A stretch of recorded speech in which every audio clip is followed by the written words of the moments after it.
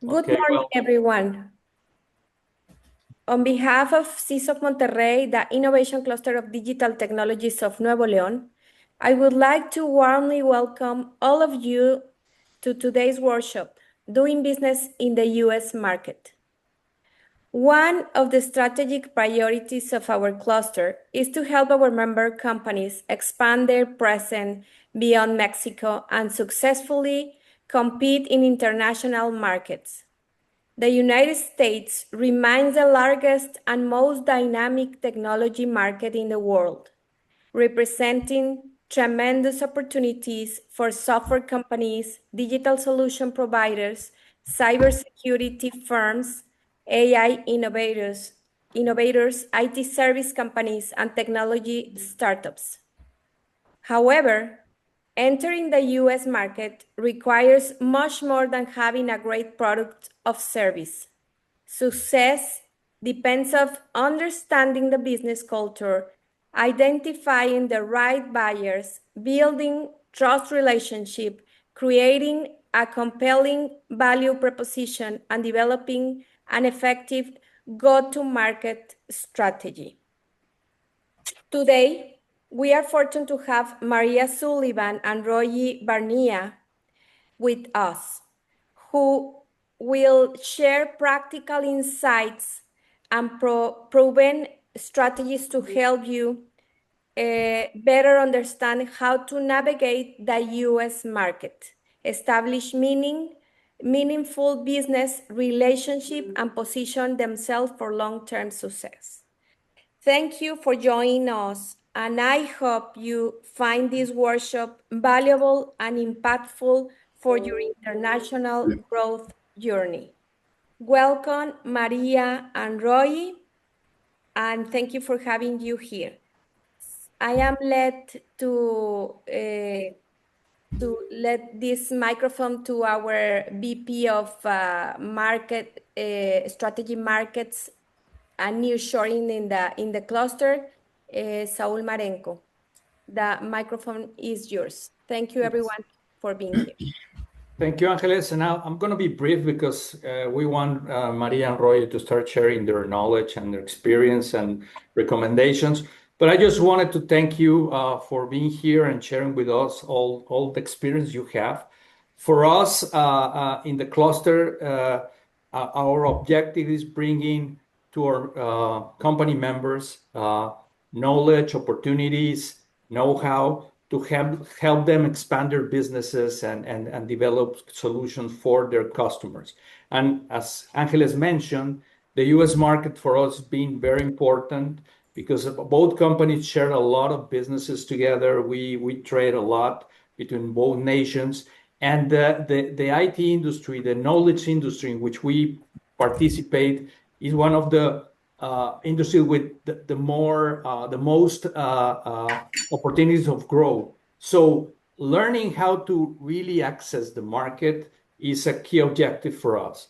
So thank you again for being here with us and sharing your knowledge.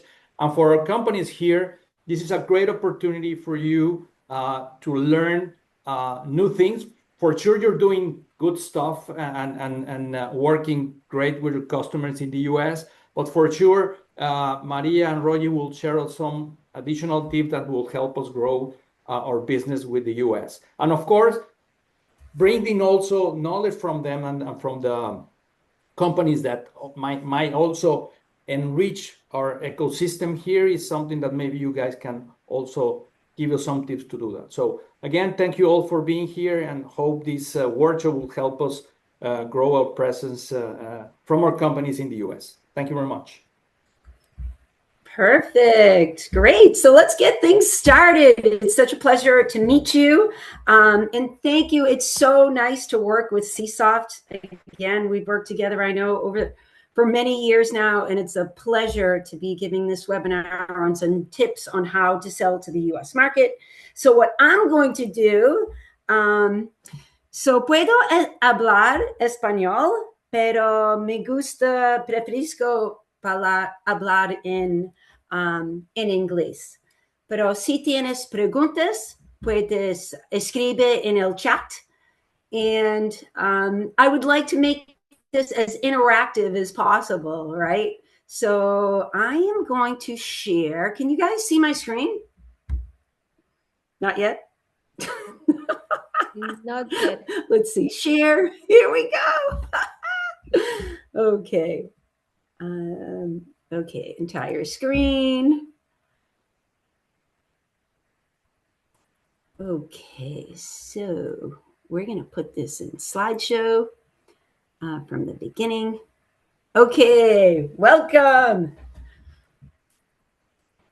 So if you have any questions, and Royi, since you're co-presenting with me, I'm sorry? You're not sharing a screen. Oh, really? Okay. So it says, so give me 1 second. How about share? Uh-oh. Hold on 1 second. Excuse me. Let's see. All right. Here we go. Share. How's this? Yeah? You're sharing right now. Yes. It's Yes. loading. Oh, Yes, we can see great. your screen now. Awesome. This is great. Little technical difficulties here. So let me put this in slideshow from the beginning. And then, yes, here we go. So again, my name is Maria Sullivan. And just a little bit about me. I'm 100% Italian. I grew up speaking Italian to my parents, my family. They immigrated to the United States. So my first language is Italian. I'm multilingual. He estudiado español en la universidad para muchos años. So I studied Spanish at the university. I also speak a few other foreign languages. So I'll do my best. Mucho tiempo que no hablo español, pero me gusta hablar. So my background, a little bit about my background is that I am an expert in international business and trade. I've gotten several awards from Hungary, Romania, some organizations around the world, where my expertise is helping companies grow in the U.S. market. I can't help you go global, but what I have found is that most companies want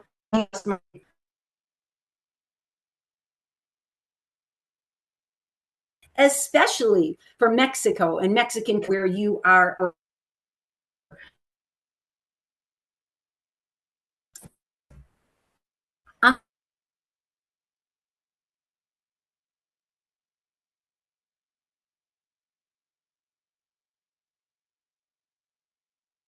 My own company and CEO called International Business Connect. Work with many event or vendors, right? And here are just a few of the organizations I work with. Company for network, ASCII. So international companies or companies are ideal customer profile or event that will bring them the right prospects. I am also creator of an app. So I have some app development background here. I created an app called A Message in a Bottle. You can find it on the App Store or Google Play. And basically, it is sending future messages. So let's move right on into today's agenda, what we will be discussing. And I'm going to slow it down. I have a lot of energy and excitement, if you can see. So I'll try to speak a little slower to ensure everyone can understand. So on today's webinar, we're going to discuss, who you're selling to, right? Who you're selling to and what's important to them. We'll discuss understanding the U.S. business culture to make sure that you will align appropriately. We'll also talk about what speeds up a sale, right? And also what can delay a sale. We'll discuss the guiding principles when meeting new prospects, right? And how to win that sale once you've identified the right client. We're also going to spend some time in giving some pointers on how to create a clear and concise value proposition and sales presentation. Lastly, we're going to discuss how to follow up with attendees and making sure that you take the appropriate steps to keep the conversation going, and at the end, finally win that sale. And then Royi, the co-presenter, my co-presenter here, is going to give you some tips on how to be successful when you are at an event or selling your services. I have Royi on this call because he is an amazing person to have on this call. We've worked together at 2 different companies he was with. Both of those companies were not in the United States. They came to the US, and with Royi's efforts, he got them into the $1 million status. So, and I know it's more than 2 companies, Royi. So, as far as someone who actually accomplished this, I think Royi is an amazing person to ask questions to. So first thing, when you're selling to the US market, you need to define who you're going to sell to, which way to market, right? If you're the vendor, right, as you can see on the left, you can either sell direct to the end user, right, of your IT product, service, or solution, or go through what my Korean clients like to call the middleman, right? You can sell indirectly through distribution channels, right? Or what we say in the US, selling to the channel. When you sell to the channel, you're selling to a partner. And primarily, they're called solution providers, right? So basically, you are partnering, right, with solution providers, which sometimes they can be a system integrator, they can be a VAR, a value-added reseller, a consultant, an MSP, an MSSP. Basically, you are selling to them so that they can sell your product, service, or solution to their end user clients. Now, if your IT product or service is perfect for, let's say, large enterprise, you want to find that partner that resells to large enterprise or that has clients to large enterprise. I can't say enough about the role of these solution providers. They are the trusted advisor to their clients. So they have many clients that they are selling all sorts of technology to, and they have to keep on top of their game, right? They have to keep their clients current with technology. And, you know, when a solution provider, typically they've been working with their clients for many years. So when they have a suggestion, right, to their end user clients, those end user clients will take their advice, right? So when an end user client does not have any preference on a brand, 90% of them, and it's funny, it's actually not 90%, it's higher. When I have solution providers on the line, they say, Maria, pretty much 99% of my clients take my advice, right? So it's just really important to know, you know, what a great advisor they are to their clients. There are typically 4 types of partners. Now, when Royi talks in presentation, I believe all of his success in the US market with the companies he was with was by selling through partners. The main types of partners are VARs, which, you know, they're typically not technical. They just want to pretty much resell your solution or IT product or service. And what they're looking for is a good resale margin. Then you have the MSP, what we call the managed solution provider, short MSP. What they want, or what they're most interested in, is reoccurring revenue, right? So they're thinking a little chicken long term. They want to know how they can charge clients monthly on your service. Then you have the MSSP, the managed security solution provider, and they are more interested, obviously, in security solutions, which is their entire practice pretty much. And they're very, very concerned with trust, retention, and the very strong security value that you offer. Then there are agents, and pretty much, agents work on a referral basis. They want low complexity, right? A fast commission and reliable support. What all of these partners have in common, and what they all want, is they all want to know how to make money from you. So for all of them, you need to have a partner program, incentives to bring these partners on board. And that partner program should be different. It shouldn't be similar for all of these different types of partners. You should have a unique program for each of these partners. And if you're only going to sell to MSPs, then you only need one program.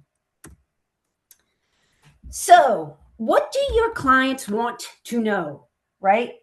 When you're speaking to them in a conversation, when you're first meeting them, you have to keep it simple. Basically, they want to know, who you are. What do you do? How are you different and better than the competition? And why is your solution needed? Or what pain points do you solve for them? Right? Now, if you're selling direct. Those are the three key things people want to know when they meet you and you're selling to them. When you're selling through a channel partner or a solution provider, they want to know each of those 3 points, but then they also want additional information, right? Because there's an additional layer when you're selling to a solution provider, right? They want to know basically, who is your end client? What verticals are best, right? For your IT solution. And the rules of engagement, the rules of working with you. What is your partner program? How do they make money? What tiers of support do you offer? Are you going to take tier 1 and tier 2 support and only give them tier 3 support? Do you expect them to have cover all tiers of support? You're going to have to train them on your IT solution, right? So that they can answer quickly any questions that their clients have. They also want to know how and when they get paid. And typically, what the onboarding process looks like for them. You can also mention, how much money the SP can gain, right? What are the benefits of working with you? And also what they can lose if they're not partnering with you. And also, what are the risks for those end user clients if they do their end user clients, if they don't partner with you. Now, in working with solution providers through the years, and Royi, I'd love you to talk about this a little bit when you give your presentation, or now if you like. Solution providers, if you're selling through a partner, they're less concerned about price, right? Price doesn't matter to them. They have their clients. Their clients trust them, right? So what they're concerned about, if they bring you on board to partner with you, resell for you, they're concerned, and their top priority is quality and support, right? It's not price. They want to make sure that they're not embarrassed in front of their clients if you don't show up and if you don't answer questions quickly, let's say. And it's also one thing I didn't say, but it is later on in the deck. It's the ease of working with you. I have seen companies, vendor companies like yourself, that have a great solution, but it's just too difficult to work with you. So the solution provider will not take you on as a partner. They will not represent you to their clients because you're just too difficult to work with. So when you're presenting to the end user clients or to a solution provider, make sure to drop the word easy a lot, that it's easy to work with you, that your solution is easy, that your onboarding is easy. It's easy to make money. It's easy to see benefits. Okay, what you need to go to market. So when you're in a conversation with, whether it's your end user client because you're selling direct, or with solution providers, right? You want to make sure that you start with a point of intelligence, that you know the market, that you know technology trends, that you know the way the manufacturing vertical is moving, let's say using blockchain, right? So you definitely want to know that you understand the market, you understand the current needs. You can do that research, on your own. And also understand the pain points, right, that the market is facing. You also want to be responsive and available on US time zone, right? You definitely have a leg up selling to the US market more so than Europe because you share the same time zone. Very, very important. People want answers quick. They want you to be available at their fingertips. You need to know how you're different and better than the competition. So I've given workshops around the globe, right? Where, we take time and I have each of the company work on how they're different than the other 1,000 or hundreds of companies that do the same thing. And it amazed me how many people had a blank piece of paper. They could not articulate how they were different than their competitors, right? So if you have this challenge, ask your clients why they chose you. Those are your differentiators, right? And you'd be surprised at what some of them say. Coming from sales, I'm surprised. I will say to my client, wow, you selected me because of that. That was like one of my probably least things I would have said. So it's nice to hear it from the horse's mouth, why your clients chose you and create your differentiators that way. You need to have a channel program or channel strategy if you're selling through partners. And Royi can tell you a little bit about that and building that program. You need to have a polished presentation with case studies, right? And a clear, concise value proposition, which we'll get into more detail in the upcoming slides. Also, if you're serious about doing business in the US market, you need to have an English website, right? Or at least a little translate button, right, up in the corner that can translate into English. So let's talk about understanding US business culture. This is always a question that I ask the companies I'm working with. There is a saying in the US that over 90% of business is done on the golf course. So I just want to throw it out there. What do you guys think? Is this true or false?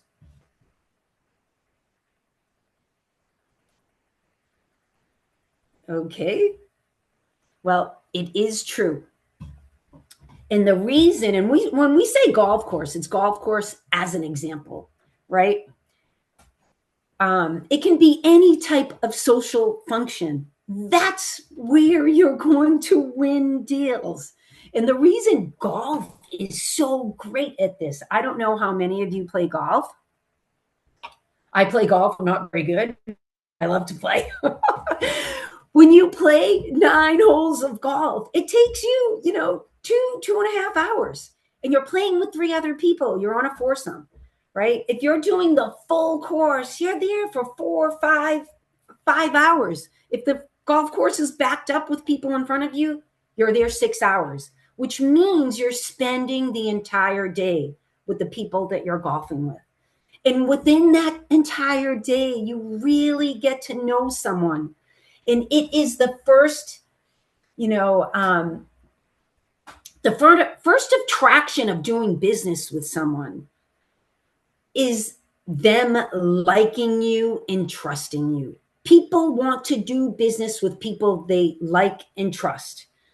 So, if you're serious about the US market, you know who you're going to sell to, you have clients lined up, set up a fun event. It can be a private dinner at a nice restaurant. It can be golfing. It can be, tickets to a sporting event, NBA game. It can be a fishing trip. But the idea is get to know your clients or potential clients and let them get to know you. And this will bring you much closer to the sale. Also, in addition to the importance of these social networking activities, you really need to humanize yourself. If you are at a business conference, right, it's okay to wear a nice suit and a tie, but, it's okay to have a beer with someone, right? It's okay to talk about family, travel, things outside of business. This shows who you are, what type of person you are. It's okay to not act 100% business. Also, you need to be on time, right? Americans are early. You do not want to start a first call or a first meeting with someone coming in late, right? So when I gave these sales presentations years ago, being on time would say 9 a.m. means 9 a.m. It doesn't anymore. It means be to that call 5 minutes early. You do not want your prospect on the Zoom call, Teams call before you get on. You want to be there and ready. Also ask questions and, respect one's schedule. If your call is from 9 to 9:30, don't be talking at 9:30 still on your solution. You want to stop 5 minutes early before the call ends and say, hey, I know this call, we only have 5 minutes left. Let's discuss next steps and action items, right? Because if you're selling to a CIO, an IT leader, trust me, they have call after call. I'm not a CIO and my calendar's booked with call after call, and I don't want to be late for my next call. If you're in person at an event and you're talking to someone, you're having a meeting, you don't have a scheduled start and stop date. Maybe they just come by your booth, but that person is looking at their watch, right? Pick up on their vibe and say, hey, I'd be happy to consider, let's consider picking this up at a later time. How about a follow-up call? It seems like, you're on a busy schedule. So, be respectful of their schedule. And I would have to say, if you're on a call and it's scheduled from 9 to 9:30, but you've discussed everything in 20 minutes, give that time back to the CIO or IT leader. They will be so happy about that. Who gets time back in their schedule? So, when you're giving your presentation, value proposition, it's fine to, get excited, right? so many times if people are using this monotone voice and they're just talking, talking, the more you say, the less people can absorb.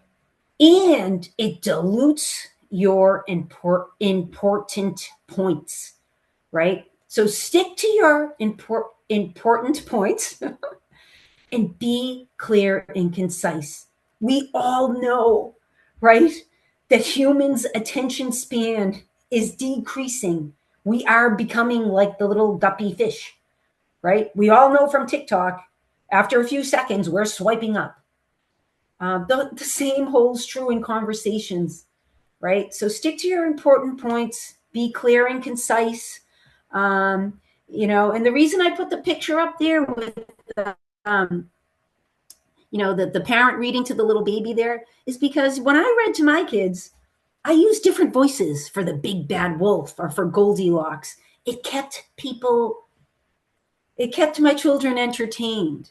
So, it's okay to have an excitement and, bring some pep, to your conversation. This is an important point about culture, right? No matter where you are.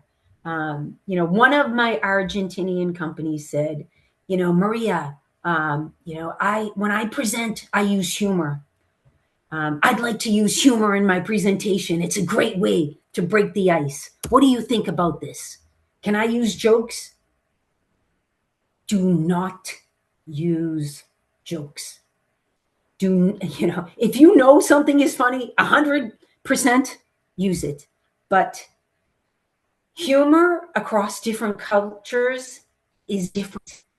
So you don't want that sound with you think. That language is too. The peace sign, that we use in America, something very in another culture. So don't lose your opportunity to, remain on the good side and positive with your potential clients. Just cut the humor out. I've seen people, been asked to leave events and all they did was tell a joke, right? They were just, being funny, but their sense of humor resulted in what people thought were offensive. So just do not let that happen to you. Again, we talked about, so I'm going to go through these next slides very quickly because I do want Royi to present his slides. You can have a copy of this deck and refer back to it. Okay. One of the things we talked about is when you're a tip to winning business, right? And it's not just in the US market, right? Anywhere you go, you need a clear, concise value proposition, right? And this is what people want to know. What do you do, right? What is your product or solution? How is it different and better than the competition? And why should they buy it? What are the benefits of working with you? Again, if you're selling through partners, there's one more layer that you need to, convey, which is your partner program and how these solution providers make money. When you're presenting, you want to use case study slides. People buy from testimonials, right? They buy from people within their similar, I would say, vertical, similar situation. So if you're selling to the financial vertical and you're presenting, you want to give a case study that's from that same vertical. People like to buy from an expert. They do not feel comfortable buying from someone that says, I can do it all. Whatever you want, I can do, right? They like to know you only specialize maybe in certain areas of software development. So show them that you are an expert in what you do. Use case study slides. If it can, and discuss which pain points that you solve for those end user clients, how much money you saved them, and what were the positive outcomes or results. the case study slide can be very, very simple. I mean, I just threw this one up there, right? Here's this X customer, the challenges or pain points, list them, the technology or what you solved for them, and the results. You were able to save them money on each transaction. And if you can quantify the monthly savings, wow, that's even better. What to avoid in your first presentation. And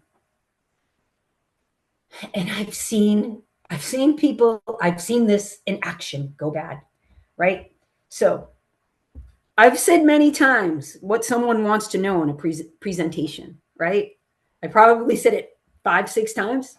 They want to know what you do, what makes you better and different than the competition, what you solve pain points, and why should they buy from you, right? I saw a presentation. It was a 25-minute presentation, and it was a Costa Rican company. They were talking about the way the market is going, where their CEO went to college, how they grew year over year. And someone in the audience raised their hand after 15 minutes and said, "What do you do? We don't know what you do," right? They just wasted all their money. So in a first presentation, no one cares about these things, right? Just again, tell them what you do, what makes you different and better than the competition. These things can come in later conversations on call 2, 3, and 4, right? What delays the sale? Whoops. What delays a sale? And if you take anything back away from this conversation is when you meet someone, right? There's no way you can tell them everything about your solution in one conversation. You want to make sure that you set a day and time to speak again. It is a series of calls to gain that trust for them to fully know, right? And feel comfortable in partnering with you or buying with you. So always, always, always set a day and time to speak again. Also, address any security concerns up front. I've seen this go bad too with the software development company. At the end, they bring in their chief security officer. Okay, well, how does this with our compliance and how is it secure? They didn't know how to answer it, right? So, security is the number one concern of all organizations out there. And all solution providers are selling security. So make sure you bring this up front. You can say, hey, how about on our next call? We bring your security advisor on the line, your CISO on the line. So, he can discuss with us any concerns he may have. And also, if you're meeting someone at a trade event, right, and you are maybe CEO of your company, for the next call, they want to talk with you. If they agreed to a next call, be on that call. Don't hand it off to a sales rep that has to start all over again, right? You can have that sales rep on the call and introduce them, but make sure that you're on that next call. When you're meeting prospects real quickly, again, you'll have a copy of this deck. You want to plan wisely. Know Google them. Look on LinkedIn. Start the conversation who they are and who their company is. Because your prospect will feel comfortable saying, wow, he wouldn't have this meeting if he knows about me and the company, if he or she didn't think this was a good fit or they could help me. So you can start your conversation with, hey, I see that you went to Tufts University. I went to Tufts University, or my cousin went to Tufts University. Or, hey, I saw that you just got this award. Your company just got this award. Congratulations. We help companies get a similar awards by using our solution. So know who they are, right? If you're going to an event, set up one-on-one meetings, pre-schedule meetings, bring your client testimonials. And then when you're relaying your value proposition, keep it simple, right? It should be 1 or 2 minutes. Again, if you talk too much, people lose the important points. You're diluting your message.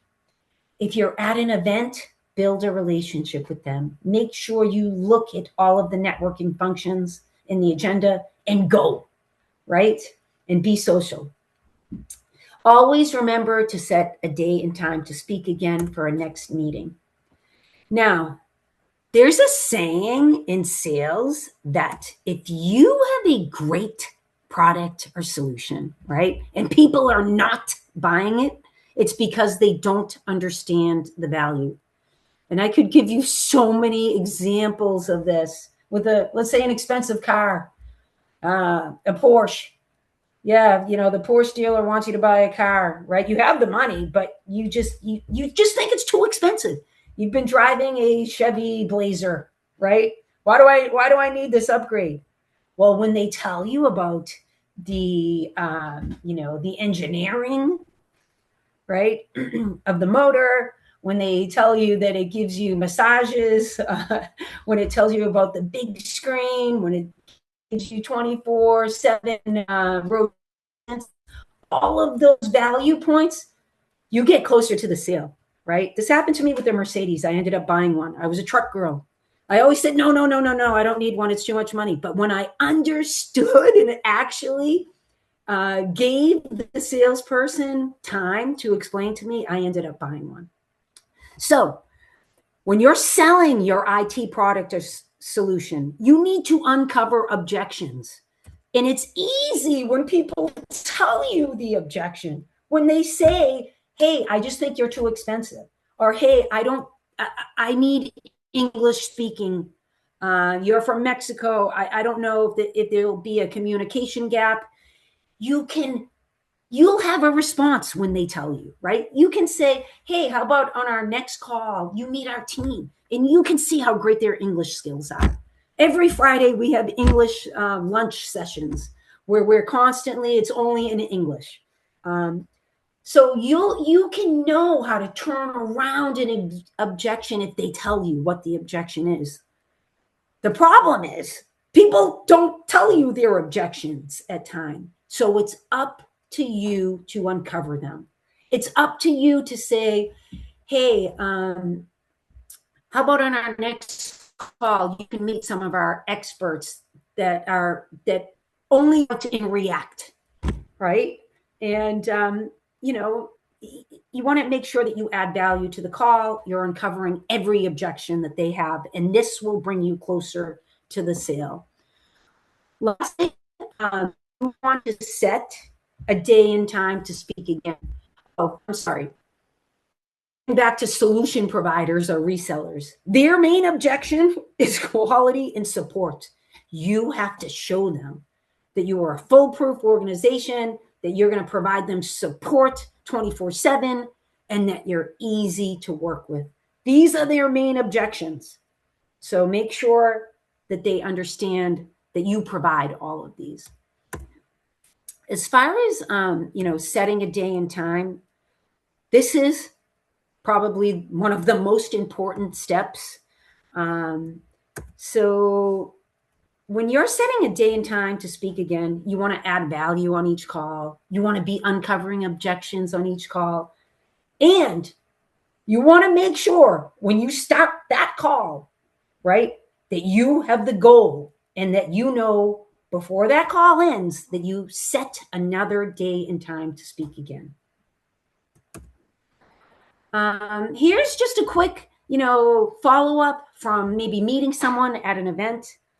The subject line is very important. What you don't want to do is you don't want to follow up with someone that you met with and say, follow up from Tech Summit, right? If you spoke about cars, right, or spoke about mini American Eskimo dogs, you can put that in the subject line. They'll know exactly who you are, right? So subject line is important for them to open it, right? The email needs to be short so they can read it in a few seconds, and you want to have a specific day and time in there. And you want to send the Outlook invite right after you send that email. And here you can see the subject line is Mini American Eskimo and digital optimization, which is what this company provides, my makeup company. So it should be different. That subject line should be different from each company. Try to put something in there, some words in there that make it unique, right, to the conversation that you had with them, so that they know who you are and they will open it. 1 day prior to the call, you want to make sure that you send the agenda and confirm your meeting. And just send that out. And now you've had 4 touches or 3 touches with them after you met them. On each call, you just follow the same steps, right? Do a little recap of your call with bullet points, action items, indicate the day and time of your next call, send the meeting invite, and send the agenda 1 day prior to the call. When you're choosing events, you want to select an event that brings your ideal customer profile or your ideal partner profile. Make the best events, I feel, are ones that bring a pre-qualified audience and that give you that audience data before the event begins. And those that offer a level playing field where the booth is all the same size. If the booths are not all the same size and it's not a qualified audience or a buy invitation only audience, you want to make sure that that event has an event app where you can pre-schedule meetings. And you're always happy to consult with myself as an industry rep to consult you on the best event for you. And if you're selling to solution providers, right, the channel, you should join events that bring a community.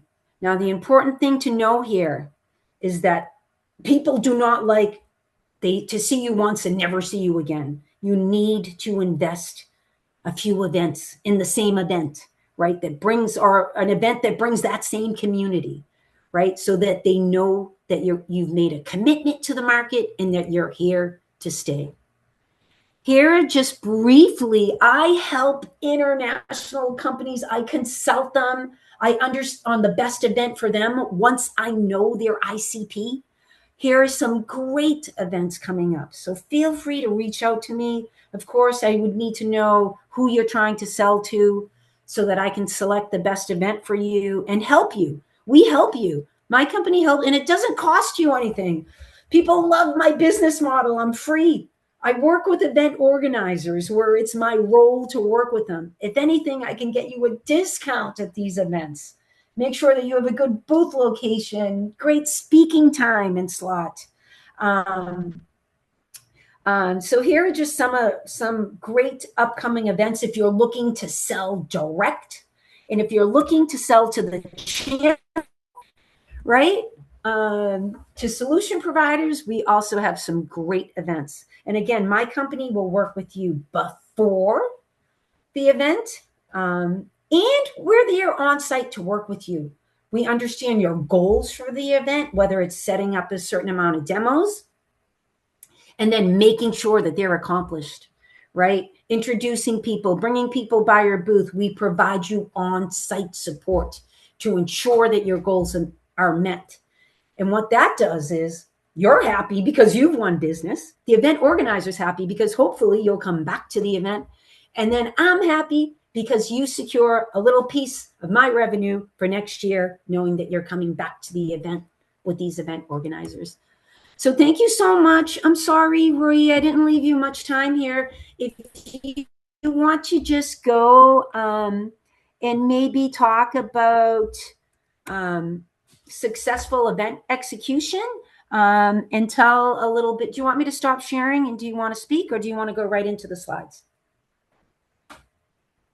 No, I'm happy to go through the slide. It's okay, but I can just speak. I'll give in the upcoming minutes just a little bit of my experience. I'll start with a little bit of introduction about me, first of all. So very easy to identify from my accent that I'm a foreigner as well. Basically, I'm Israeli. If you're familiar, Israeli is very known from sort of a cybersecurity startup nation. So I've been in the last 9 years with several of cybersecurity startups. And I'll focus more on events because and channel events because my approach or my experience in the market, first and foremost, nothing is better and you not sell better than when you're in person, one on one, or you meet people.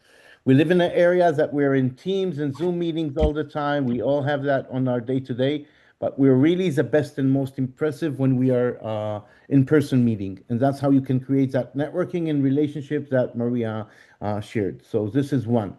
I usually focus my career in channel because channel for me is the best way to expand, elevate, and basically create a successful partnership. They're becoming basically more and more sellers of you. They already have the trusted relationship, and it's easy to penetrate the market with. So a little bit about the background. I've worked with a company that started 100% direct and was in the XDR endpoint space. I was the first employee to establish the market for them, grew a business off from a $500,000 ARR to $16.8 million in less than 4 years. Worked with a company of virtual CISO services and compliance services. Did pretty the same from a little bit over 500,000 in 2 years to nearly 6 million in revenue in other companies. Today, I work at a company that is more in the large enterprise space of payment security. And through all companies, by the way, I took them from selling at the beginning direct to be a 100% channel in order to elevate and scale. A little bit about events, and since it's something very important.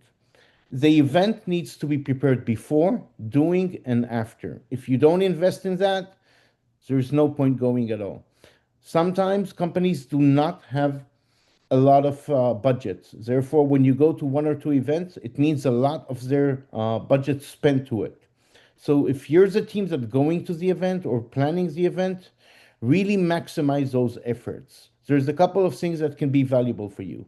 First, in most cases, you can get or list or understand who are the personas that are attending there. Look at their LinkedIn, look at their profile. It's easy to do today. By the way, if you know how to use AI, they can help you a lot in that investigation or due diligence prior to event.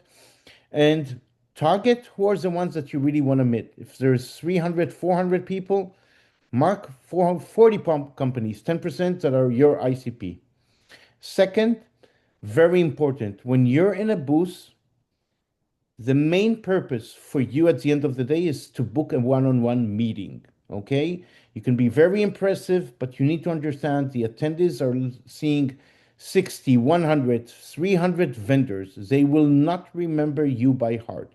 Even if you give a good impression, they will understand and remember the high value or basically what your solution is, and that it's an interest for them to learn more. So in order to do so, what works for me great, come with a screen or laptop, create a QR code that links to your calendar. If you're using HubSpot, Salesforce, Calendly, whatever, there's even free tools there. And basically let people have a QR code even assigned that they can schedule, they can sync it in their mobile, they can see their availability and basically make sure that they have time for you. When you are at the booth, have a 120, 150-second rule. What it means, you need to understand that people go very fast through the event. If you didn't in 2 minutes explain to them exactly what you're doing and excite the next one. I'll add something very important. You don't need to run for the slides. Very good, Maria. Okay. There are two types of people in the event. People that really come for the event and the people that come for the swags. We all know them. The ones that come to the swags, easy to identify, give them the swag, move forward, don't invest time on them. The ones that you prepared, you know how they look, or their name, or their company, or their tag, those are the ones that you really look for them. Do not stand behind your table. It's not welcoming. Stand in front of your table. Have your table even on the side or the backdrop. Okay? Work the booth hours.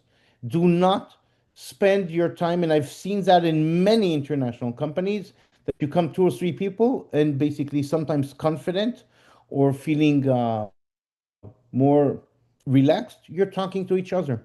And basically people are going through their booths, they're seeing that you're not interested in them, they won't be interested in you. No, You work together, you have a lot of time after the event to talk to each other. Don't spend that time talking to each other. Approach them. Go. Hi, my name is Angeles. I'm from this and this company. Have you heard about us? We do staff augmentation, we do development, we do IT, we do security, we do support, we do whatever we are, but in a unique way. Practice before what is basically your uniqueness. Excite them. Is that an interest of you? And ask a question or two about your business, what they do, who they serve. Gain interest. Not only you lecturing, ask. And according to the answer, basically you can fit your value proposition to them. In addition to that, spend time and learn the event's agenda. There are many networking times. You know what?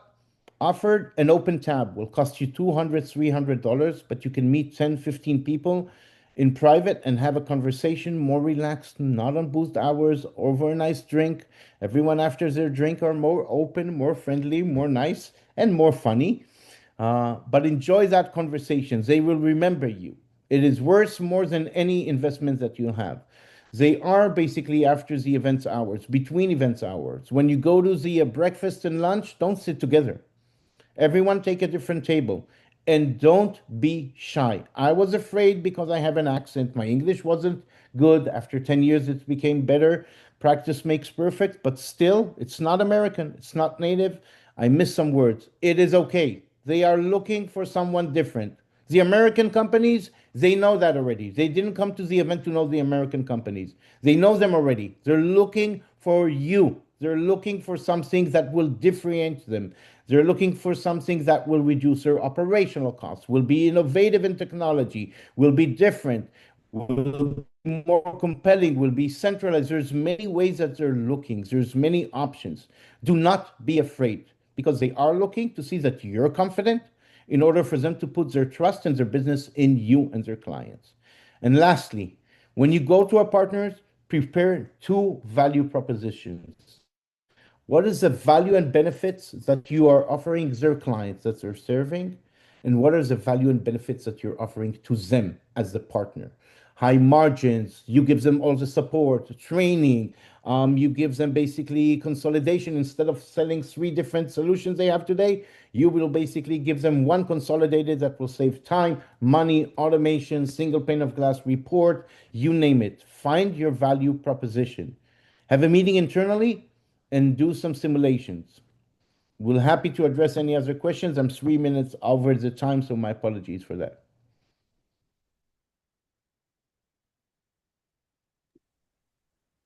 Who's the first one that's not shy?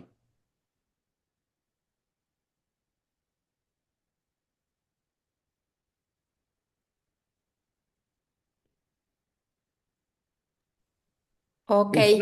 If no one speaks, Mexico will lose today. So someone needs to raise up. No, I'm joking. They're going to win anyway. Okay, we asked to the presence that if you have any questions or comments, please use the chat to be in contact with the speakers, please.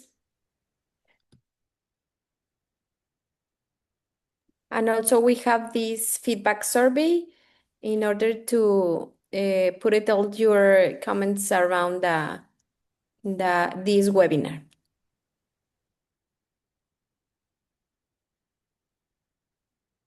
Yes, Mauricio. You're muted. Royi, this is Hola. Mauricio. Hola. When I was listening to you, just recall that last week I was at an expo in Mexico, Guanajuato. I know do you know where is León, Guanajuato? Is in a I zone that heard is the name. known I've as never been Bajío. there. It's highly in the automotive industry, and it's yours about not talking with your colleagues, right? And talking with the people who approach you. The place or the booth I had, even though it was in one side of the walkways, it was not the main walkway, right? So people were walking on the sides, on other two walkways, but not the one I was, right? So I had to step out and try to walk through to the main walkway Yes, and approach them. But you're right. I mean, sometimes they just look at your space, but they don't ask anything. So they are nothing. really waiting for you to approach them, right? So it's a comment, but it's also a question. I believe that what you and Maria share pretty much applies also for us in Mexico. I know this the intention of this discussion was how we approach or how we do business in the US, but I strongly believe the lessons and the ideas you share with us today apply also in Mexico, right? Yes, everywhere, by the way. This is a good example and question. I want to address that. It's very important. Sometimes it's a little bit tough because not you have marketing teams, but the early you close the event and you share basically your spot, you have a priority to choose your booth. By the way, I don't choose the main space. I choose a corner, a main, and a side. That basically, if it's a corner or between two lanes in the event, one of them can be the main, the other a side one. I prefer that, by the way, because I can look at two angles, and usually we're at least two people at the booth, and one can approach a little bit outside there, and the other direction. Usually, people go clockwise. When they enter the event, they go from the side circle or from the middle and then to the clockwise. So Great. that's basically how traffic usually goes. It's not scientific, but 80%. No, and you're right because we were, let's say, on the west side of the conference, Venue. Hmm. and well, we were at the end of that west side. And you're right, people started walking from that corner and start going around Yeah. the I'll give you two other tips. If the event has a place next to it and a booth is next to where there's drinks or sometimes snacks or food or reception, great location. Everyone comes there. Don't be next to it. Okay. You can always grab them after. It's tricky sometimes. You don't want to interfere someone when he's eating as well. But while he's there, he's standing. You can start a conversation. Oh, I love this nachos. They're great, but they're not real Mexican nachos. That's not how you do it. Okay, you can start something with your accent funny like that or something like that or talk about it, but usually a lot of people are crowded. Another great thing that worked for me, there's bouncy balls. They cost very cheap. You basically, they're tiny balls that light up with your company logo. People are going, you can basically throw to someone a nice giveaway. Everyone, when they look at giveaways, they like to bring giveaways to their misses or their kids first. Those are great toys or great stuff for kids. They like to connect it. So you give someone a tiny ball that makes lights and starts the conversation. Yes, but you're 1% correct. I have one last question here for you, Yeah. Maria. What do you suggest? I didn't join at the very beginning, Maria, so perhaps you already mentioned, but what do you suggest? I would call it to warm up ourselves, right? I'm gonna tell you the first person who approached me the first day I was at that event, because it was a 3-day event. And the first person who approached me, she was attracted by what we were showing. And then I started talking with her and I asked her, what do you do? Or, I mean, what is the industry? What do you, your company? And she said, pumps. So I started talking and then I said, so what do you do? And then she said, with a face of, I already told you, pumps, right? So it's, I was not ready. So it was the first one. So I was not ready. So I'm trying to see how can we warm up so we don't fail for the first one because I just arrived and I don't know what's going on. So what suggestions you have for that? Great. I can give you a suggestion if you want. Okay. Sometimes, by the way, there's many noise, many people, and you don't remember what they say sometimes, and it's confusing. And sometimes they talk very fast, and I don't understand people talking too fast because I'm a foreigner. It happens a lot. So you say something very simple. So you told me in high level what your company do. Can you explain a little bit more and more what differentiates you, or who are you serving? Okay, and where are they using your services? Try different angles of that, and then they'll talk a lot. People love talking about themselves. People love talking about themselves. How Okay. long have you been about the company? Okay, I'm the most beautiful, nice. That yes, I see that. Raul and Ivan raise their hand. So on your For me, first. it's very quick. I have a hard stop, so I need to drop. But I just really wanted to say thank you for everything you explained to us. I think is extremely valuable, and that is the things that we want to share with our community. So I will follow up the conversation, but I want to say thank you and bye bye. Thank you. Thank you, Ciao. Raúl. So, Ivan, Thank you. thank you. Hello, and first of all, well, thank you both for the great presentation. And I have just one question. In my experience, both at working at the booth and being like just a guy that goes for swag or anything, how do you guys prepare for, or do you have any exercise to make before the event? Because I've noticed that in the first day, I'm quite shy. I don't know what I'm doing. But by the second day, third day, I'm like an expert, right? And do you guys have anything like a warm-up routine? Yes, Yeah. yes, So for me, Rory, if I can go first and then you can, I of mean, course. I always make sure that I know the agenda, right? And get on that event app, right? If you can get on that event app, it can tell you can pre-schedule meetings. And typically those event apps will give you data on people. Also, I ask the event organizer, I will get from the event organizer demographics. So I know the audience. Let's say it's a partner event, right? How many partners? I will get demographics that'll say how many of those partners are selling security, are MSSPs compared to MSPs, compared to a reseller or an agent. They have that information available on the audience. You need to ask for it though. If you work with me, I give all of that information to my clients on the audience before the event begins so that they can prepare accordingly. If you schedule meetings, definitely you want or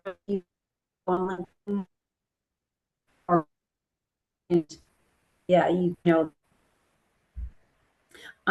One other thing, if you want to really get to know who's there, is typically people are at wherever the location is. If it's in a hotel, they're at that lobby bar the night before. You can go ask people if they're there for the event and kind of get to know the audience a little bit. Go to the event there. So Yeah. that's my answer. Rory, would you like to answer?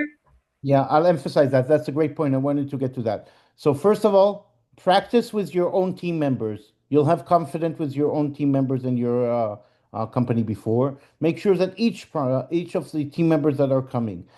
Second, you always arrive a day before because you don't want to arrive the same day. Something can happen, weather, travel, flights delays, whatever. So you arrive the day before.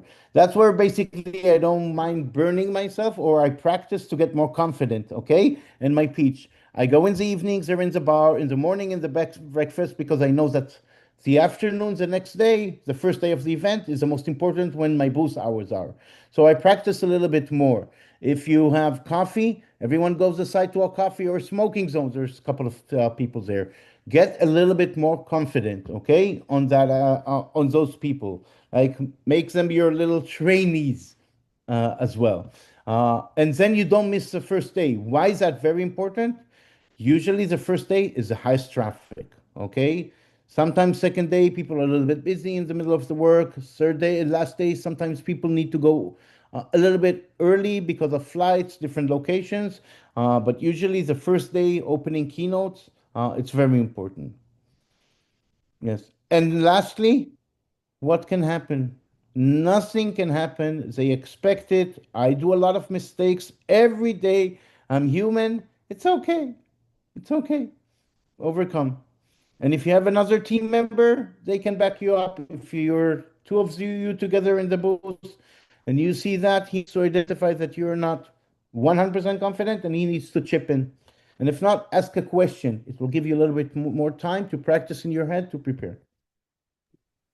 Thank you. Okay, so it's time to conclude the session. Before we conclude this session, we would like to express our sincere gratitude to María Sullivan and Royi Barnea for sharing such a valuable and practical insights on how to successfully develop business opportunities in the US market. At Csoft, we would like to continue to promote and support these types of initiatives, events, and learning opportunities that help strengthen the capabilities of our companies and contribute to their growth in strength global markets. We also want to thank all of you, today's participants, for joining us, for your engagement and for your commitment to exploring new opportunities for international business development.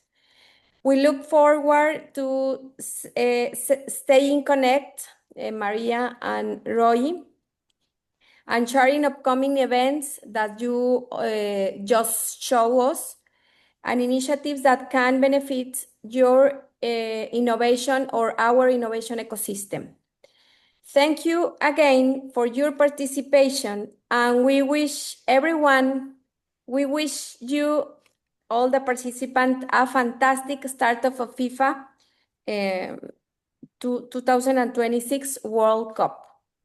We hope to see you soon in our next event. Thank you, everyone. Someone is have a raising a hand nice for you. journey. Gracias.